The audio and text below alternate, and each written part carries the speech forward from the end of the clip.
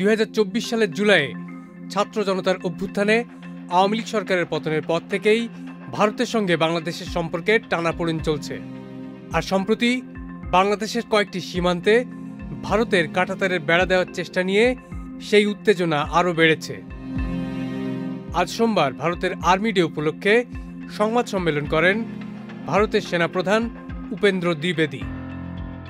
সেখানে একজন ভারতীয় সাংবাদিক বাংলাদেশ ও ভারতের বর্তমান পরিস্থিতি নিয়ে প্রশ্ন করলে জবাবে ভারতের সেনাপ্রধান বাংলাদেশের সেনাপ্রধানের সাম্প্রতিক এক বক্তব্য মনে করিয়ে দিয়ে বলেন, তিনি বলেছেন, কৌশলগত কারণে ভারত তাদের জন্য গুরুত্বপূর্ণ।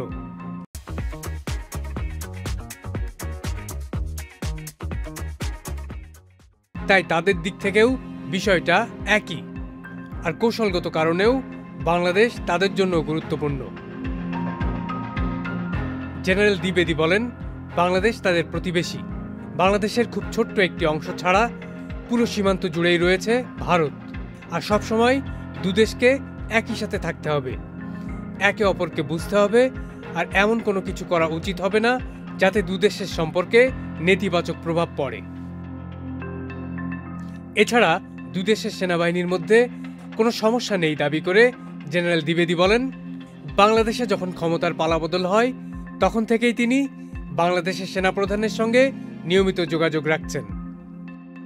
এমনকি গত 24 নভেম্বর দুদেশের সেনাপ্রধানের ভিডিও কনফারেন্সের কথাও তিনি উল্লেখ করেন।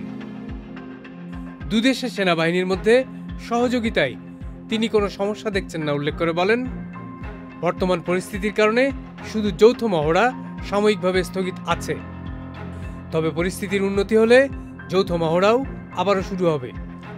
ভারতের সেনাপ্রধান আরও বলেন, দুই দেশের সম্পর্ক তখনই ভালো হবে যখন বাংলাদেশে একটি নির্বাচিত সরকার থাকবে। সাইদ জামান দীপু, চ্যানেল আই।